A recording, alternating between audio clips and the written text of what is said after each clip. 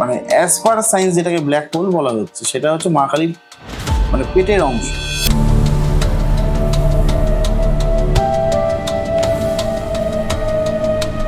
আমি আমার সাধন স্তরে এখনো পর্যন্ত আমি 34 প্রকার কালীর ধরন আমি দেখেছি। প্রথম যে কালী বললাম কৃষ্ণকালী এবং দ্বিতীয় শ্যামাকালী, এই দুটোরই ভৈরব হচ্ছে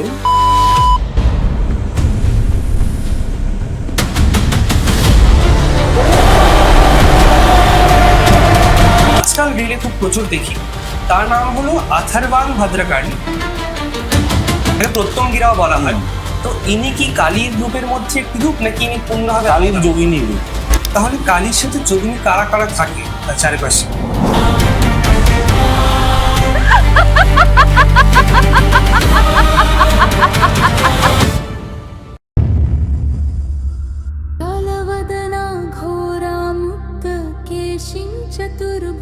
আজকের পডকাস্টে আমরা মা কালী নিয়ে বিভিন্ন রকম আলোচনা করেছি। তার মধ্যে মা কালীর কিছু অজানা রূপ, মা কালীর এমন এমন কিছু রূপ যেটাকে আমরা সবাই চিনি, বাট তার আসল রহস্য আমরা কেউ জানি না।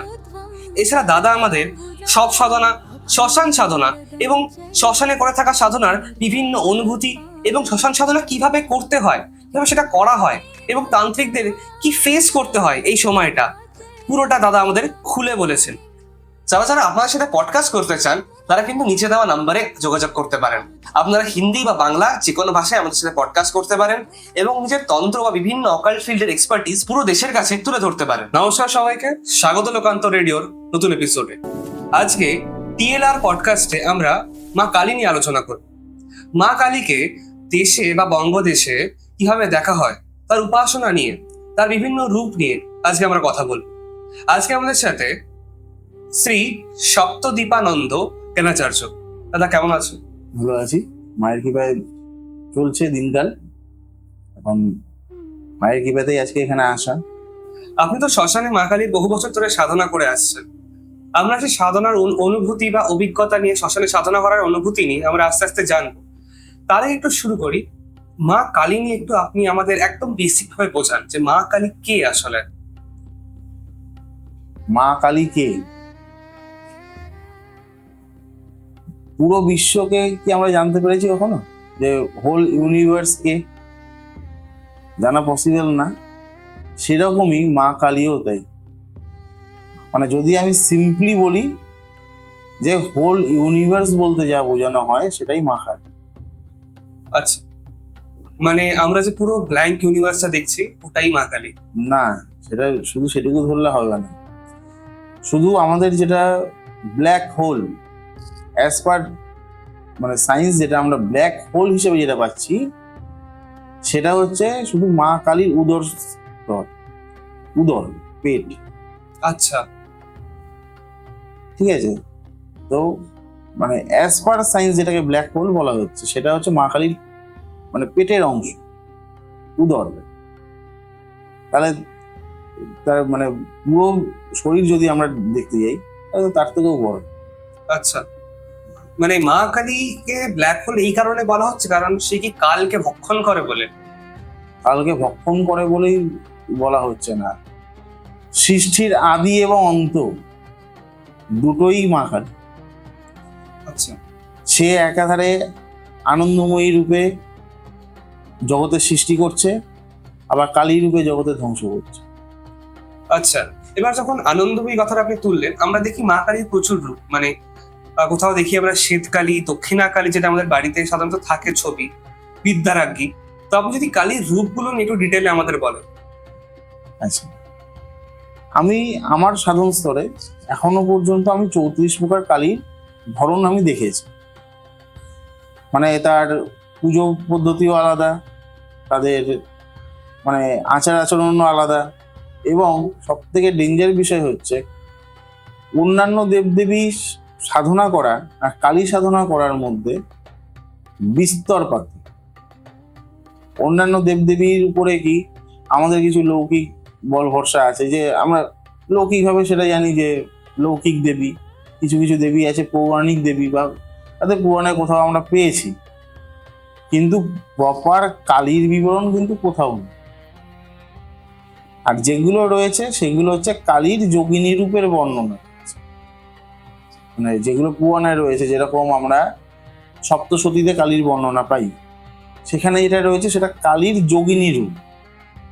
আবার যেটা হচ্ছে ভাগবত পুরাণে যে কালীর বর্ণনা রয়েছে সেটাও কালীর যোগিনী রূপ। আবার আমরা পাচ্ছি হচ্ছে যখন কৃষ্ণলীলা যখন আমরা দেখছি যে রাধাকে বাঁচাতে গিয়ে কৃষ্ণ কালীর রূপ নিয়েছিল, সেটা হচ্ছে যোগিনী রূপ। মানে কোথাও গিয়ে এইটা আমরা পাচ্ছি না, প্রপার কালীকে কোথাও প্রেজেন্ট করা হচ্ছে না। তাহলে কালিকা পুরাণে আমরা কাল উল্লেখ পাই। হ্যাঁ, কালিকা পুরাণে আমরা যেটা পাচ্ছি আংশিক, আচ্ছা, পূর্ণ বিবরণ ওখানে নেই। কেন? ফার্স্টে আমি একটা কথা বললাম যে শুরু যে শেষও সে, তাকে পুরোটা একটা মানে পুরাণের মধ্যে এনে আবদ্ধ করা কোনো প্রকারেই সম্ভব নয়। কালীর রূপগুলো আমি তুমি একটু বলো। হ্যাঁ, কালীর রূপের প্রথম একদম সরল রূপে আছে, সেটা হচ্ছে কৃষ্ণকালী। মানে সেটা আমরা কি এইটা কি আমরা নবদ্বীপে যে দেখতে পাই যে অর্ধেক কালী অর্ধেক কৃষ্ণ, এটার কথা কি তুমি বলছো? অর্ধেক কালী অর্ধেক কৃষ্ণ এটা তো হচ্ছে কাল্পনিক। আচ্ছা, কাল্পনিক। কৃষ্ণ কালী হচ্ছে তার 6টি বাহু, হুম। দুটোতে হচ্ছে মানে হাতে বাঁশি ধরা, আর 4 হাতে বরাভয়, মুন্ড, অভয় এবং খড়গ। খড়গ। এইটা হচ্ছে কৃষ্ণকালীর কনসেপ্ট বা মূল যে ধ্যান মন্ত্র আছে সেই হিসেবে বর্ণান্তরী রূপ। এবং তার গায়ত্র বর্ণ হচ্ছে আকাশের সমান। এটা কি রাত্রির আকাশ ধরবো নাকি না, সকালের? দিনে দিনের আকাশ। তাও মানে এমনই ইয়ে, তৃতীয় প্রহরের আকাশের যে বর্ণ হয়, ঠিক আছে, সেই বর্ণ। আচ্ছা, মানে এই যে প্রাথমিক কালী নিয়ে তুমি কথা বললে, এই যে বর্ণটা সেটা আমরা তন্ত্রে পাই। অবশ্যই তন্ত্রে আছে। আচ্ছা, এটাই হলো তার অথেন্টিক রূপ। অথেন্টিক কৃষ্ণকালীর রূপ। আচ্ছা, তাহলে দ্বিতীয় কালীকে? দ্বিতীয় কালী হচ্ছে শ্যামাকালী। শ্যামাকালী। শ্যামাকালী হচ্ছে শ্যামবর্ণ প্রথম। এবং এইটা আশ্চর্যের বিষয়, আমরা যে এখন লোকাচারে দেখছি যে দক্ষিণাকালী যে দেখতে এরকম, শ্যামাকালী দেখতেও তাই, শুধু রঙের পার্থক্য। সেটা কিন্তু নয়। এনার মানে গাত্রবর্ণ হচ্ছে প্রথম প্রহরের মাঝামাঝি সময়ের যে আকাশের যে রং হয়, মানে একদম দেখো মানে পুরোপুরি আকাশিও না, আবার প্রপার বেগুনিও না, দুটোর মাঝামাঝি বলতে সেরকম তার গাত্রবর্ণ। এবং তিনি খুব সুসজ্জিতা নারী, মানে একটা ধরো সুসজ্জিতা নারী বলতে প্রপার তার বস্ত্র রয়েছে, অলংকার রয়েছে, এবং তিনি হচ্ছে মৃদু ভাষী এবং মৃদু হাস্যকারী। তার মুখে একটা মিষ্টি হাসি আছে। মুখে মিষ্টি হাসি আছে। আচ্ছা, মানে এটা আমি প্রপার ধ্যান মন্ত্রটাকে না বলে তার যে আর্থিক মানে রয়েছে সেই মানেটা দিয়ে আমি বুঝাচ্ছি। আচ্ছা, ঠিক আছে। এবং তিনি সবসময় মঙ্গলকারী। তার যে মানে আমরা যখন তার পুজো করি, অনেকেই দেখছি সন্ধ্যার পরে পুজো করছে, কিন্তু শ্যামাকালীর পুজো করার অ্যাকচুয়াল নিয়ম হচ্ছে প্রথম প্রহরের দ্বিতীয় ভাগে। আচ্ছা, ঠিক আছে, প্রথম প্রহরের দ্বিতীয় ভাগে শ্যামাকালী পুজো বিধান। এবার প্রথম যে কালী বললাম কৃষ্ণকালী এবং দ্বিতীয় শ্যামাকালী, এই দুটোরই ভৈরব হচ্ছে শিব। আচ্ছা, মানে সদাশিবও নয় বা সদ্যজাত শিবও নয় বা মহাকালও নয়। আচ্ছা, যেটা আমরা শিবকে যে রূপে পাই, শিব মানে কৈলাসের মহেশ, মহেশ্বর। আচ্ছা, ঠিক আছে। এইটা এখন অনেকেই ভুল করেন যে শ্যামাকালীর পায়ের নিচে যেহেতু মহাদেবের মূর্তি রয়েছে, ভেবে নেয় মহাকাল ভৈরব সেই হিসেবে পুজো হচ্ছে। তো এইগুলো ভুলভাল পুজো অনেক কিছুই রয়েছে। এবং আজকাল আশ্চর্যের বিষয়, শ্যামাকালীর কোনো কৃষ্ণকালীর কোনো ভৈরবই নেই।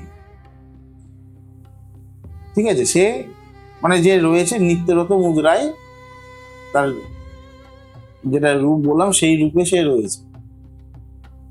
আজকাল দেখছি অনেকে তাকেও আবার মানে মহাদেবের বুকের উপরে দাঁড় করিয়ে দিচ্ছে। এবং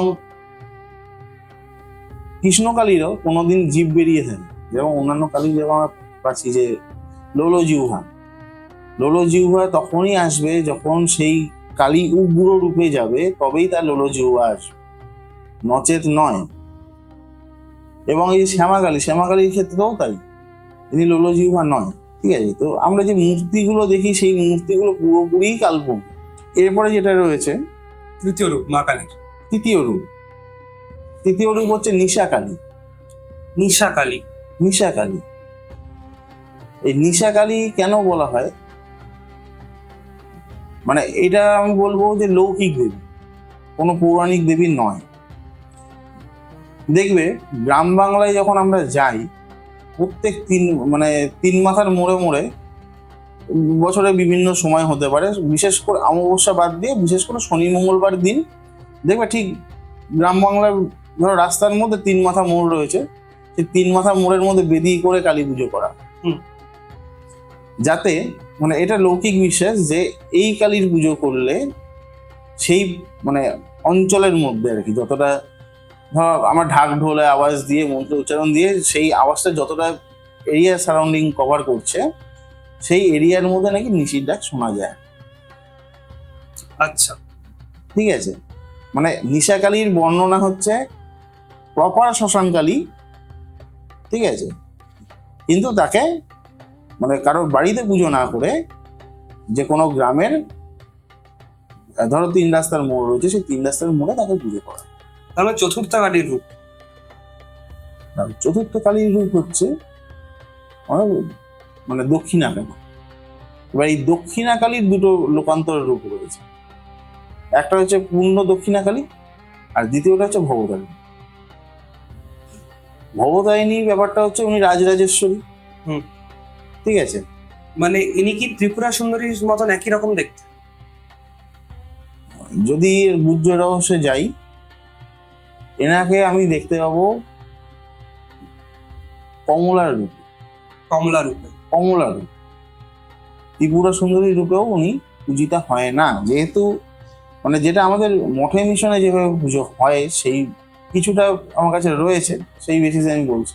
সাজকারক যে আছেন, যে কাপড় চোপড় যেভাবে পরানো হয় বা তার যে মানে সেবায়ত যারা রয়েছে, সেই সেবায়ত বর্গ থেকেই আমার পাওয়া। ওনাকে পুরোপুরি মানে যেরকম মা কমলাকে যেরকম দেখতে, ঠিক সেইভাবেই তাকে সাজানো হয়। আচ্ছা, এবং যে কোনো দেবদেবী রাজরাজেশ্বরী মূর্তি যদি হয়, রাজরাজেশ্বরী রূপ যদি হয়, তাকে মানে কমলার মতোই দেখতে হয়। যে কমলার মধ্যে একটা দেওয়াই রয়েছে যে সকল বৈভব এর অধীশ্বরী, মানে কত রকম আভিজাত্য আছে। সম্পত্তি দিতে পারেন, শুধু ধন সম্পত্তি না, নাম যশ সবকিছুই দিতে পারে। আর মানে যার কথা বললেন তিনি, আর দ্বিতীয় যে ভার্সনটার কথা, দ্বিতীয় ভার্সনটা হচ্ছে মানে কালী, যেটা আমরা ধ্যান মন্ত্র পাই, যে মানে একদম। এবার এরও কিছু 3টে ভাগ রয়েছে বা 4টে ভাগ রয়েছে ধ্যান মন্ত্রে। এবার এই ধ্যান মন্ত্রের যে 4টে ভাগ, 4টে আলাদা কালী, কিন্তু মেইন যেটা আমাদের করা হয় যে কলবোধনাং ঘরং যে মন্ত্রটা রয়েছে, সেটাই দক্ষিণাকালী। এবার এর যে রূপ, এই রূপটা হচ্ছে সাংঘাতিক রূপ। মানে এই রূপটা দক্ষিণাকালী বলা হয় একটাই কারণে, যেহেতু সেই দেবীর ডান পা মহাকালের বুকে রূপ। আচ্ছা, তাই তাকে দক্ষিণাকালী বলা হয়। নচেত এর কোনো মানে এটা কোনো শান্ত রূপ না, এটা হচ্ছে মায়ের উগ্র রূপ। যেহেতু তার দক্ষিণ পদ মহাকালের বুকের উপরে, তাই তাকে দক্ষিণাকালী বলা হয়। এবং এর পুজো বাড়িতে না করাই ভালো। ঠিক আছে, এবার যদি এর প্রকারান্তরে যদি আমরা আরো বিস্তারে জানতে গেলে মানে শ্মশানকালীরই সে যখন মানে ধ্বংসলীলা ছেড়ে দিয়ে মঙ্গলকারী হয়ে ওঠে, তখন যে রূপটা হয় সেটাই দক্ষিণাকালীর রূপ। আচ্ছা, মানে সে অনেকটা সৌম্য রূপটা। কিছুটা সম, কিছু অনেকটা আচ্ছা কিছুটা সম, মানে হচ্ছে শ্মশানকালী সে ধ্বংসলীলা করছিল, ধ্বংসলীলা ছেড়ে এসে সে মঙ্গলকারী হয়ে উঠে সবাইকে বরাভয় এবং আশীর্বাদ প্রদান করছে। এরপরে যে দ্বিতীয় রূপ রয়েছে, যেটা এখন মানে খুব মাতামাতি হচ্ছে, বিদ্যারাগী। বিদ্যারাগী। সেটা হচ্ছে মানে বিদ্যারাগী না বলে তাকে আনন্দময়ী বলাই ভালো, ঠিক আছে? কেন অ্যাকচুয়ালি তার নাম হচ্ছে আনন্দময়ী, এবং তিনি হচ্ছেন সদাশিবের উপরে মহাকাল, তার উপরে তিনি বসে রয়েছে। যেটা আমরা কিছু কিছু জায়গায় দেখি যে 4জন দেবতা, পঞ্চানন, তারপরে বিষ্ণু, ব্রহ্মা, রুদ্র বা ঈশ্বর, তার উপরে সদাশিব, তার উপরে মহাকাল, তার উপরে মা কালী, এরকম ভাবে থাকে। না, আচ্ছা, তাহলে কিরকম থাকে আসলে? নিচে থাকবেন সদাশিব, তার উপরে মহাকাল, এবং তার উপরে মৈথুনত অবস্থায় মা কালীর মানে বসে থাকবে। আচ্ছা, ঠিক আছে, এইটা হচ্ছে আনন্দময়ী রূপ বা বিদ্যারাগী রূপ। ঠিক আছে, যখনই নিচে চতুর্দেবতা চলে আসছে তখন কোনো মানে এই জিনিসটা হচ্ছে এই অনেকটা বললাম যে এখন কাল্পনিক চলে এসছে, কল্পনা করে বসিয়ে দিচ্ছে, কিন্তু সেটা নয়। জগদম্বা রূপ একটাই, যেটা নিচে 4 দেবতা থাকবে বা পঞ্চদেবতা থাকবে নিচে, তার উপরে সদাশিব, এবং তার নাভিপদ্ম থেকে বেরিয়ে মহাকাল, এবং মহাকালের নাভিপদ্ম থেকে উঠে মহেশ্বর এবং মহাকাল। আচ্ছা, এটা হচ্ছে রূপ। এবার এই রূপের পুজো খুবই ডেঞ্জার পুজো, কেন সে উচ্চমানের সাধক না হলে এই পুজো করা সম্ভব নয়। তাকে মিনিমাম কিছু না হলেও তাকে মানে ক্রম অভিষেক তার কমপ্লিট থাকতে হবে। আচ্ছা, মানে পূর্ণাভিষেকের পরের অভিষেকটা কি এটা? হ্যাঁ, পূর্ণ অভিষেকের পরে যে ক্রম অভিষেক হয়, সেই ক্রম অভিষেক তাকে কমপ্লিট থাকতে হবে মিনিমাম। কেন পুজো বিধির অনেকটা ডিফারেন্স আছে, সেই ডিফারেন্সটা ক্রম অভিষেক ছাড়া পাওয়া যায় না, কোনোভাবেই পাওয়া যায় না। তো যেহেতু ক্রম অভিষেকের পরে গিয়ে ডিফারেন্সটা পাওয়া যায়, তো ক্রম অভিষিক্ত ব্যক্তি এই পুজোটা করতে পারে। আচ্ছা, তাহলে এরপরে আমরা কোন কালী রূপ নিয়ে কথা বলবো?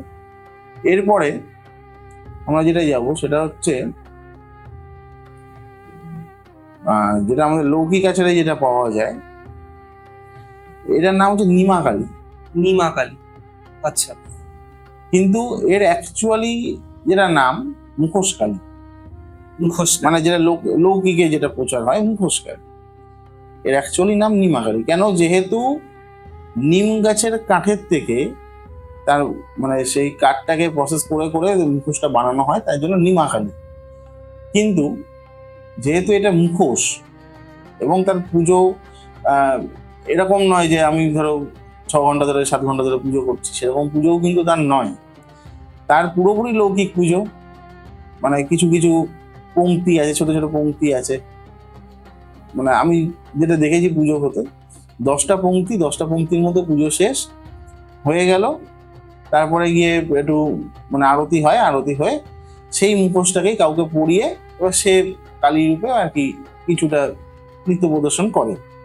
আচ্ছা, ঠিক আছে, তো এটা গেল মুখোশ কালী একটা রয়েছে। এরপরে রয়েছে ভদ্রকালী। ভদ্রকালী। ভদ্রকালী নিয়ে আমি খুব ইন্টারেস্টেড, কারণ আমি সাউথ ইন্ডিয়া যত দেখেছি ভদ্রকালীর মন্দির ওখানে প্রচুর থাকে এবং তার সাথে বীরভদ্র থাকে। পুরো ডিটেলে এবার এটা বলো আমার। আচ্ছা, ভদ্রকালী ডিটেলসে যেতে গেলে ভদ্রকালী এবং আমাদের দুর্গা একটা রূপের মধ্যে সামঞ্জস্য আছে। ঠিক আছে, যেটা হচ্ছে আমরা পাই মানে অষ্টাদশ হাতের যে দুর্গা মূর্তি এবং ভদ্রকালী মানে সমান মূর্তি ভেদে, খালি পার্থক্যটা হচ্ছে দুর্গা হচ্ছে গরুবর্ণা, কালী কৃষ্ণবর্ণা। আচ্ছা, মানে কৃষ্ণ বলতে কালো।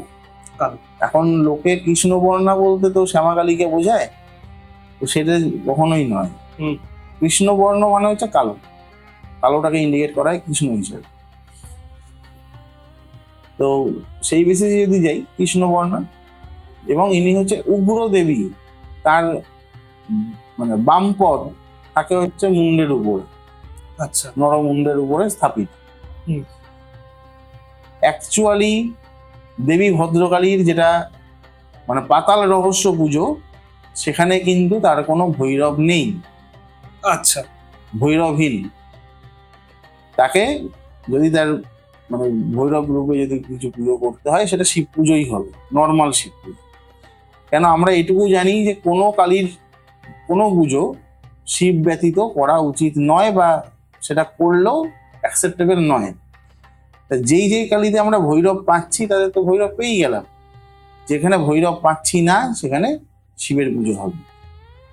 আচ্ছা, মানে এখানে যখন আমরা শিবের পুজো একটু একটু ট্যানজেন্টটা সরে আসলাম আমি, তখন কি আমরা বৈদিক শৈব পুজো বা যেটা আমরা দেখি রুদ্রি পাঠ ইত্যাদি, না, নাকি তান্ত্রিক শৈব পুজো। তান্ত্রিক শৈব? তান্ত্রিক শৈব পুজো। আচ্ছা, এখানে কেন অভিষেক- ওখানে মানে রুদ্রাভিষেকও হবে, আবার ওখানে মানে ইয়েও হবে, পাত্র স্থাপনও হবে, আবার তার মানে গঞ্জিকার লেপন করে তার সিঙ্গারও হবে, সবই হবে। আচ্ছা ঠিক আছে, করে কমপ্লিট পুজোটা করতে হয় শিবের পুজো। তাহলে এখানে বীরভদ্র কোথা থেকে আসলো, যেটা আমরা দেখি সাধারণত? বীরভদ্রের যেটা উৎপত্তি রহস্য সেটা আমরা জানি। মানে এই উৎপত্তি রহস্য এটা হচ্ছে আমরা গানবত্ত মতে আমরা গিয়ে পাই, যে যখন দক্ষ যজ্ঞের, আমরা সবাই জানি যখন সতীর দাহ যখন হয়ে যায়, সতী যখন পুরোপুরি দাহ হয়ে যায়, তখন শিব মানে নিজের তাণ্ডবরত হয়ে তার চুলের জটা থেকে একটা নারী শক্তি, একটা পুরুষ শক্তি, দুটোকে আহ্বান করে, যেটা একটা হচ্ছে বীরভদ্র এবং ভদ্রকালী। আচ্ছা, এবং তারা মিলে পুরো দক্ষযজ্ঞে যে ধ্বংস লীলা যেটা রয়েছে, পুরোটা আমরা দেখতে পাই যে ওটা তারাই করছে। এবং শিব মানে নিজের মহাকাল রূপে এসে দক্ষের মস্তক ছেদন করে, এটুকু আমরা দেখতে পাই। তো সেই তার মানে বিকরাল রূপের আহ্বান থেকেই, যেহেতু ভদ্রকালী এবং বীরভদ্রের উৎপত্তি, তারাও উগ্র মূর্তিতেই থাকে এবং সবসময় এরা ধ্বংসমূর্তি, কোনোদিনই এরা মঙ্গলকারী নয়। হ্যাঁ, এবার কি আমরা পুজো যখন করছি, যে কোনো পুজোতেই একটা কামনা করে আমরা পুজো করি, যাতে আমার মনস্কামনাটা পূর্ণ হয়। সেটা ধ্বংসের দেবী হোক, বা মানে লৌকিক দেবী হোক, বা যেটা আমাদের তন্ত্র যেটা রয়েছে সেটাই হোক। এবার যদি আমাদের মনস্কামনা যদি ধ্বংসাত্মক হয়, তাহলে আমাদের ধ্বংসের দেবদেবীর পুজো করতে হবে। যদি হিতকারী হয়, তাহলে হয় তন্ত্রোক্ত পুজো করতে হবে, না যদি আমার শত্রু বাধা বা কোনো রকম বাধা সৃষ্টি হয় জীবনে, তখন আমরা উগ্র দেবতাদের উপাসনা করব। উপাসনা করাটা ঠিক না। আচ্ছা, উপাসনা সবসময় করতে হবে এটা বুঝে যে আমার শরীর কতটা পারমিট করবে। আমার শরীর যদি পারমিট করতে পারে, আমি উগ্রতা আমি সামলে নিতে পারবো, তখন গিয়ে আমি উগ্র পর্যায়ে সাধনা করব। যদি এটা মানে মনে হয় যে আমি উগ্র পর্যায়ে পারবো না, বা আমার শরীর পারমিট করবে না, সেই ক্ষেত্রে আমরা তার যেটা সৌম্য রূপ রয়েছে, সেই সৌম্য রূপে আমরা সাধনা। আচ্ছা, আমরা একটু শিব নিয়ে আলোচনা করলাম, এবার আমরা একটু কালীতে আবার আসি। তো আমাদের পরবর্তী কালীর রূপ। আচ্ছা, পরবর্তীকালে আমরা যেটা দেখতে পাই সেটা হচ্ছে কোথাও কোথাও লৌকিক আচারে গিয়ে কালী, জয় দুর্গা, শীতলা, মনসা, ঠিক আছে, এদেরকে লৌকিক রূপে এদেরকেও কিন্তু কালী বলা। আচ্ছা, ঠিক আছে, কেন লৌকিক রূপে কালী? একটা কারণ, এদের মানে আঙ্গিক গঠন একই প্রায়, মানে ধরে নিতে পারো 80% এক, বাকিটা কিছুটা তোমার বর্ণ পরিবর্তন রয়েছে, বা তোমার হচ্ছে গাত্রবর্ণের বিষমতা রয়েছে আর সবার মধ্যে। তো এইটা একটা লৌকিক কালী রূপে পুজো হয়। এবার এর পরবর্তী যেটা আছে, কেন এটা আমি বেশি ডিসক্লোজ করছি না, এটার মধ্যে 2-3 ধরনের ভাবধারা রয়েছে।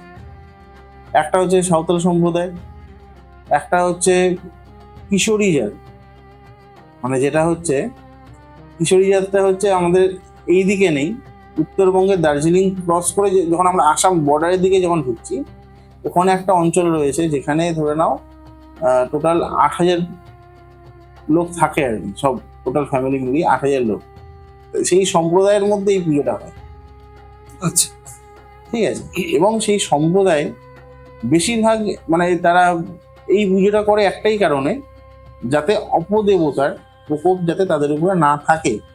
এবং এই পুজোর মধ্যেই আমরা আরো বিভিন্ন রূপ দেখতে পাই, মানে মশান দেবতা, তারপরে আছে কাল হরিতা, ঠিক আছে।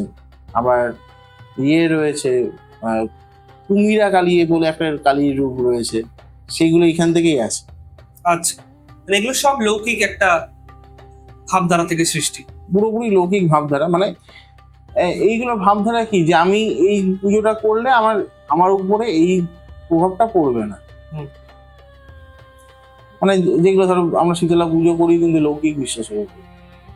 আচ্ছা, গুটি বসন্ত, হাম, দেখবে যদি কারোর বাড়িতে মানে হাম বা গুটি বসন্ত হয়, সবার আগে বলবে যে শীতলা পুজো করবি।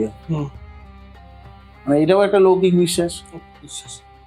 আবার এই কুমিরা কালী, মানে ব্যাপারটা হচ্ছে কি, যদি কুমিরা হামলা করে সেখানে তুমি রক্ষা করবে। আচ্ছা, এইগুলো সব লৌকিক বিশ্বাসের দিক থেকে হতে হতে এগুলো এসছে। আচ্ছা, কালী রূপদের মধ্যে আমার একটা বিশেষ প্রশ্ন ছিল, যে আমরা একটা কালীর রূপ আজকাল রিলে খুব প্রচুর দেখি, তার নাম হলো আথারবান ভদ্রকালী, প্রত্যঙ্গিরাও বলা হয়। তো ইনি কি কালীর রূপের মধ্যে একটি রূপ, নাকি ইনি পূর্ণভাবে কালীর যোগিনী রূপ? প্রত্যঙ্গিরা হচ্ছে কালীর যোগিনী রূপ হিসাব মতো। আচ্ছা, মানে যেটা তন্ত্রশাস্ত্রে আমাদের উল্লেখ রয়েছে সেই হিসাবে আমি বলছি। কেন প্রত্যঙ্গিরা দেবী সেইভাবে বহিঃপ্রকাশ, মানে দেবী বা মানে হিসাবে, মানে ঈশ্বর হিসেবে কোথাও আমরা প্রকাশ সেটা পাই না। যখনই এবার যখন আমরা কালীর যে যুদ্ধ রহস্য যেগুলো রয়েছে, প্রত্যেক কটাতে দেখবো প্রত্যঙ্গিরার উল্লেখ রয়েছে, যেগুলো কালী যুদ্ধের রহস্য রয়েছে। বা কালী যুদ্ধের রহস্য কোথায় কোথায় আছে আমরা কিছুটা পাই হচ্ছে রামায়ণের কিছুটা পাঠে রয়েছে কালী যুদ্ধের রহস্য। এবং যখন আমরা কৃষ্ণলীলায় যাচ্ছি, কৃষ্ণলীলাতেও রাধার অন্তরাল বলে একটা পর্যায়ে রয়েছে, সেই অন্তরাল পর্যায় থেকে আমরা পাচ্ছি কালী যুদ্ধ। আর আরেকটা তো যেটা আমাদের জানি যে রক্তবীজ ধ্বংসের জন্য কালী যুদ্ধ ছিল। এই পার্টগুলো যখন আমরা মানে বিস্তারিত যখন পড়তে যাচ্ছি ইন ডিটেলস, সেখানে গিয়ে আমরা পাচ্ছি প্রত্যঙ্গিরা দেবীর উল্লেখ, তাছাড়া কিন্তু নেই। আচ্ছা, এবং এই প্রত্যঙ্গিরা দেবীর পুজো করতে গেলে তার পাশাপাশি আরেকজনেরও পুজো করতে। আচ্ছা, দেবী শাকম্ভরী বা শতাক্ষী, নামটা শাকম্ভরী বা শতাক্ষী।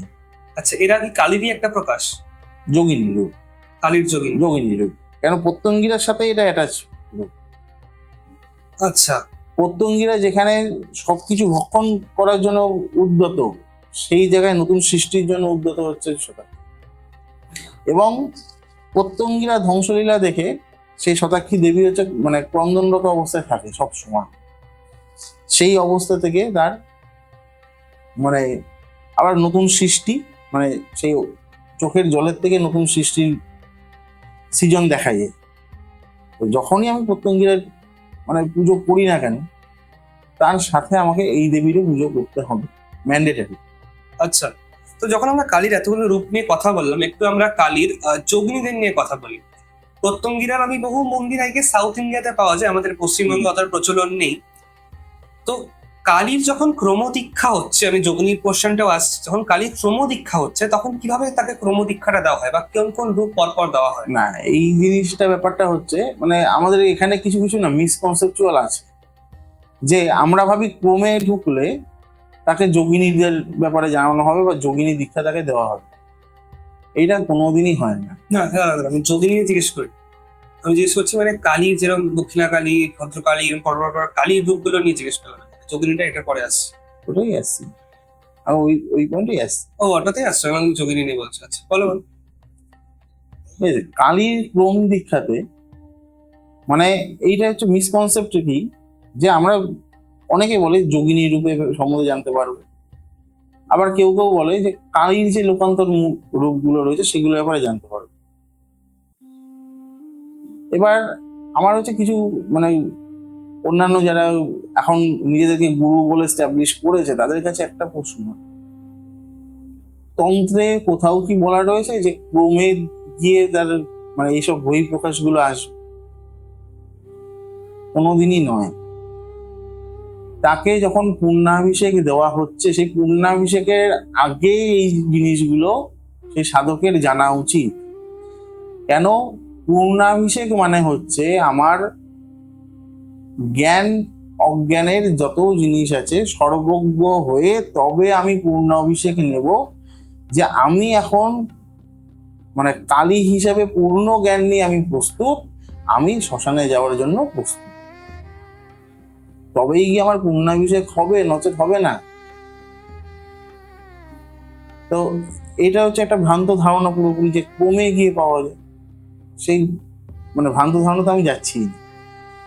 ক্রমে গিয়ে কি হয়, ক্রম জিনিসটা হচ্ছে যে আমরা তো শক্তি সাধনা করছি এবং আমরা এটা জানি যে মায়ের অষ্টাদশ বিদ্যা বা দশ মহাবিদ্যা রয়েছে। এবার অষ্টাদশের ক্ষেত্রে মহাবিদ্যা বলা যাবে না, কারণ সে কটা মহাবিদ্যা নয়, মহাবিদ্যা 10টাই। এবং যখন ইয়ে ক্রমাভিষেক যখন দেওয়া হয়, ক্রমাভিষেকে মহাবিদ্যার মধ্যেই ধরো তুমি কালী নিয়ে সাধনা করছো, সহজ ক্রম হচ্ছে তার পরবর্তী দুটো, তারা আবার ত্রিপুরা সুন্দর গেল। আরো বিভিন্ন ক্রমের ভাগ আছে, যে কালী তারা ছিন্নমস্ত ভাগ রয়েছে, আবার কালী তারা বা ওলা ভাগ রয়েছে। তো মানে প্রধানত আমাদের এখানে প্রচলিত যেটা এই তিনটে, কালী তারা ছিন্নমস্ত, কালী তারা ত্রিপুরা সুন্দরী গেল, এটা একটা ক্রম যেটা এখন সবাই দিয়ে দিয়ে যাচ্ছে আর কি, এক মানে গতানুগতিক দিয়ে যাচ্ছে।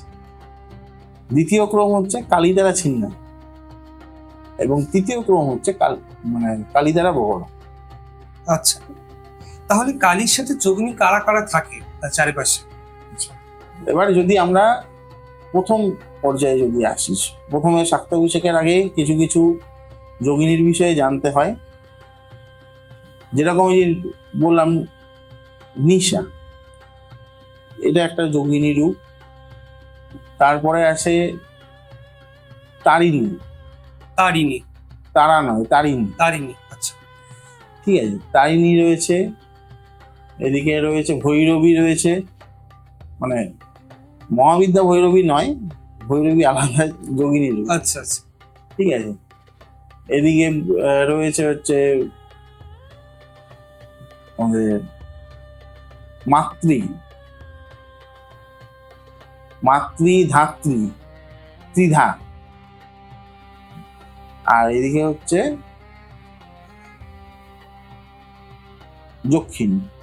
এই কটা প্রপার যোগিনী হচ্ছে আমাদের প্রথম, যখন আমরা শাক্তমন্ত্র আমরা কানে নিচ্ছি তার আগে এইদের সম্বন্ধে আমাকে জানতে হবে।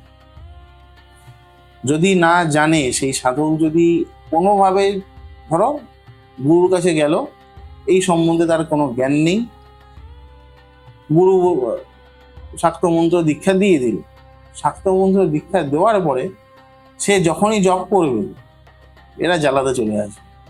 আচ্ছা, মানে এরা প্রত্যক্ষ রূপে আসে নাকি কোনো সিগন্যাল বা কোনোভাবে ডিস্টার্ব করে?